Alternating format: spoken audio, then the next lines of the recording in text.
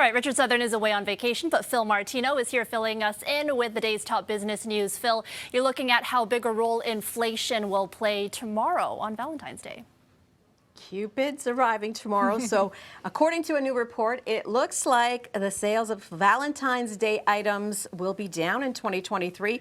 Field Agent Canada surveyed more than 1,000 Canadians and found close to 70% said they bought cards, chocolates, candies, flowers, and other gifts for Valentine's Day last year. But when asked about how their spending on Valentine's this year would be compared to last, they said 35% of them that they would spend less this year. Only 16% said they would spend more. Now, stateside, different story.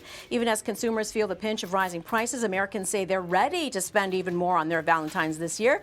According to the National Retail Federation and Prosper Insights and Analytics forecast, consumer spending on Valentine's this year is expected to increase by 8% to $26 billion, the second highest year on record. Interesting. Maybe this year is the year of do-it-yourself Valentine's Day gifts. If you want to save some. Like Miley Cyrus, I just think of her song, I Can Buy Myself Flowers. I can buy myself flowers. That's what's happening Hold tomorrow. My own hand. Okay.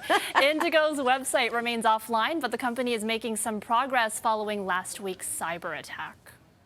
Well, it says it has partially restored services that were knocked out by a cybersecurity incident, but it's continuing to investigate whether or not customer information was compromised. Now, the bookstore chain was only able to accept cash for in-store purchases after its electronic payment system and website went down on Wednesday. It says in a social media post that it changed its in-store payment technology as part of its incident response and is now able to accept debit, credit, and gift cards in stores.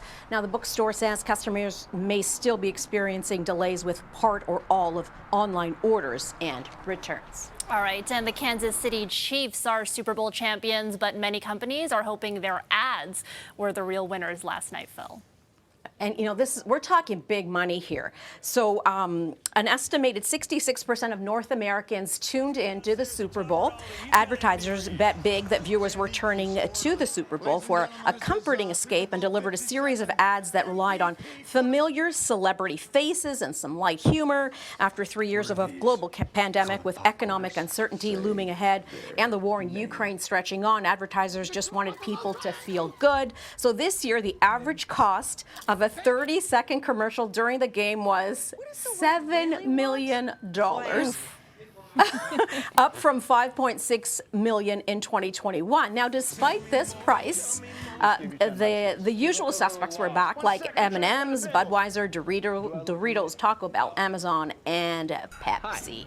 Interesting. I was just there for the Rihanna concert, to be honest. So.